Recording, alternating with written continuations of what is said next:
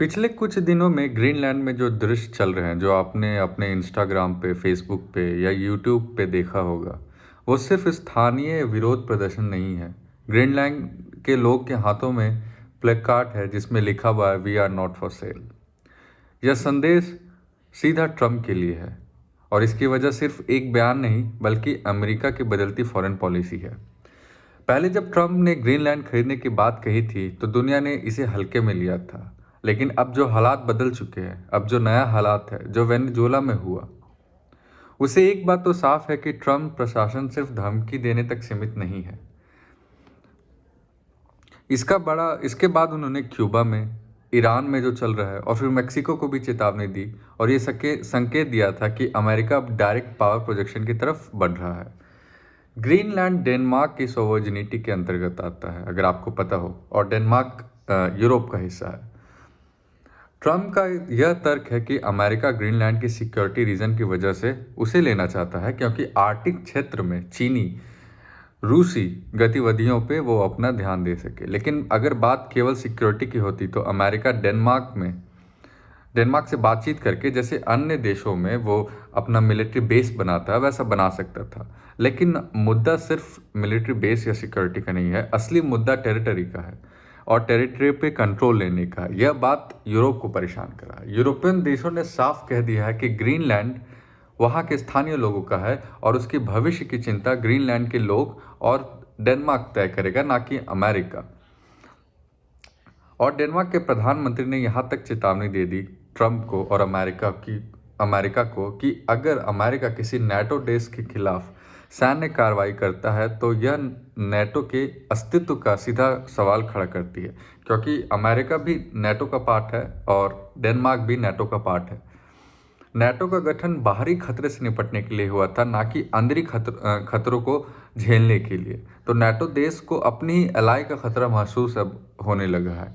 इस बीच जो middle east है वहाँ के हालात भी कुछ ठीक नहीं है और ज़्यादा गंभीर ही होते जा रहे हैं, क्योंकि इजराइल अब डायरेक्ट लेबनान पे हिजबुल्लाह और हमास के ठिकानों पर स्ट्राइक करने वाली है। बल्कि यह ईरान को भी यह स्पष्ट संदेश दे रही है इस द्वारा कि ईरान डायरेक्ट युद्ध नहीं लड़ता, वह अपने प्रभाव का इस्तेमाल करके प्रॉक्सी वॉर के जरिए इजराइल को निशाना बनाने की जो कोशिश करता है उसका अंत है।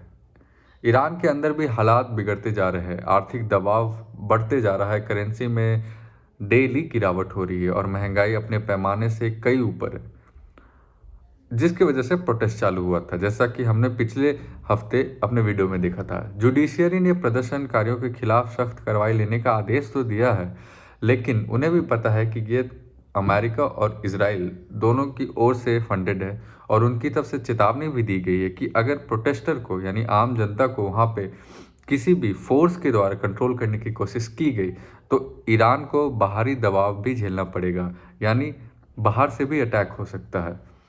इस पूरे घटनाक्रम में बैलिस्टिक मिसाइल और न्यूक्लियर प्रोग्राम की बातें सतह पे दिखाई तो नहीं देती, लेकिन असली मुद्दा सत्ता परिवर्तन है। ऑपरेशन राइजिंग लायन जैसे ही नाम यह संकेत देते हैं कि यह सिर्फ सैन्य कार्रवाई नहीं है बल्कि राजनीतिक व्यवस्था को बदलने का एक प्रक्रिया है। अगर इस पूरी तस्वीर को थोड़ा और व्यापक नज़रिए से देखें तो यूक्रेन और रूस की घटनाएं भी इसी राजनीतिक श्रृंखला का एक हिस्सा लगता है, क्योंकि रूस जो है यूक्रेन पे इसलिए अटैक करता है क्योंकि यूक्रेन के अंदर जो कंपनियां हैं वो अमेरिका से एसोसिएटेड है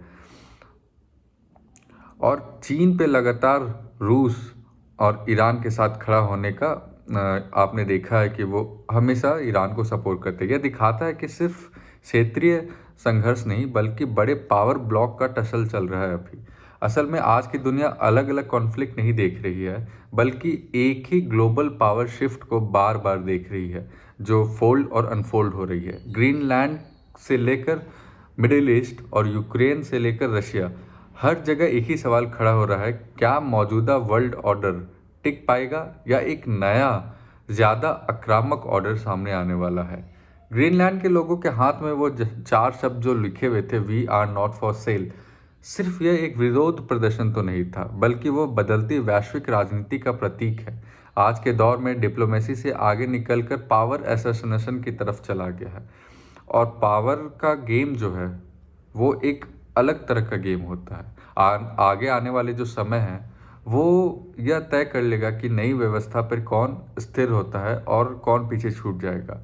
क्या अमेरिका अपना वर्चस्व कायम कर पाएगा जिस तरह से ट्रम्प एक्शन ले रहे हैं, या वर्ल्ड जो पुराना ऑर्डर है उसको छोड़ के एक नए वर्ल्ड ऑर्डर की तरफ जाएगा, जहाँ पे मिडिल ईस्ट और रशिया जैसे और इंडिया जैसे, चाइना जैसे बड़े देश पावर के मेजर हाउस माने जाएंगे। अभी तो वो कुछ महीनों में जो भी एक्शन चल रहा है उस पर पता चलेगा। देखते क्या होता है। कल मैं एक नए वीडियो के साथ वापस आऊँगा जो भी कुछ नया अपडेट आता है जियो पॉलिटिक्स के द्वारा। तब तक के लिए आप अपना ख्याल रखिए और यूट्यूब चैनल को लाइक कीजिए, शेयर कीजिए, सब्सक्राइब कीजिए, जो भी इस तरह के कंटेंट देखना चाहते हैं। जय हिंद, जय भवानी।